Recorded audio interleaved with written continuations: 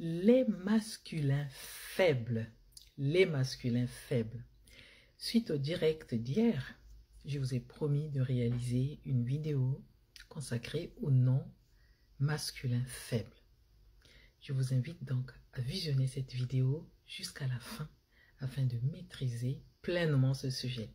Bonjour Goetheskinder, j'espère que vous vous portez à merveille. Bienvenue chez Baby Deutsch.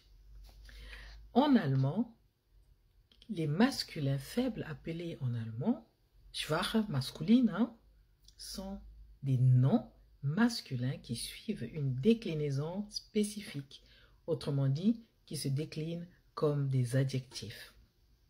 Contrairement à la plupart des noms masculins, ils prennent une terminaison en N ou EN à presque tous les cas, excepté le nominatif. Donc je précise, excepté le nominatif.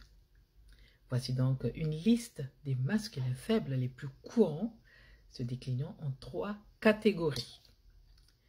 La première catégorie, c'est la catégorie des plus fréquents, des masculins faibles les plus fréquents, notamment des Mensch, qui veut dire l'être humain.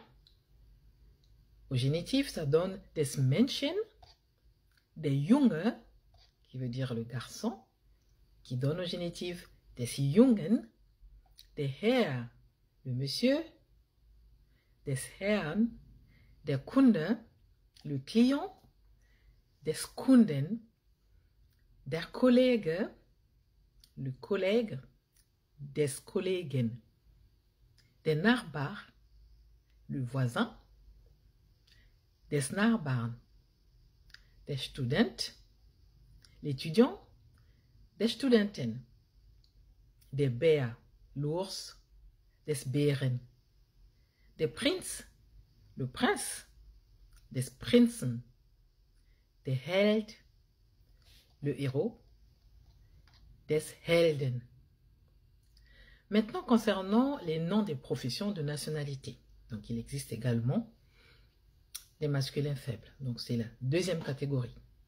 Der Architekt, l'architecte, des Architekten, des Präsident, le président, des Präsidenten, des journalistes, le journaliste, des Journalisten, des Diplomates, le diplomate, des Diplomaten, der Pilot, le pilote, des Piloten, der Türke, le turc, des Türken, der Franzose, le français, des Franzosen, der Grieche, le grec, des Griechen. Pour ce qui est des animaux et personnages mythologiques, voici quelques exemples. Commençons par der Löwe, le lion, des Löwen, der Drache, le dragon, des Drachen, der Rabe, le corbeau, des Raben, der Hase, le lièvre, des Hasen. Le moyen mnémotechnique est que l'orthographe de ces mots est similaire à leur pluriel, vous allez remarquer.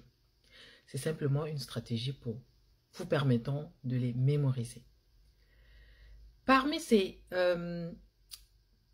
masculins faibles, excepté les exemples suivants qui prennent S au génitif, notamment der Buchstabe, la lettre de l'alphabet, des Buchstabens, der Gedanke, la pensée, des Gedankens, der Name, le nom, des Namens, der Wille, la volonté, des Willens, der Glaube, la foi, des Glaubens.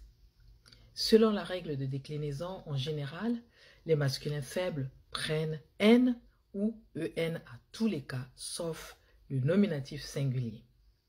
Il est ainsi important de connaître cette liste qui est utile pour éviter les erreurs de déclinaison dans les cas obliques en allemand, c'est-à-dire dans les cas qui ne sont pas nominatifs, tels que l'accusatif, datif et génitif. Écrivez Goetheskinder un exemple dans les commentaires avec un masculin faible. Osez apprendre l'allemand. Bis bald!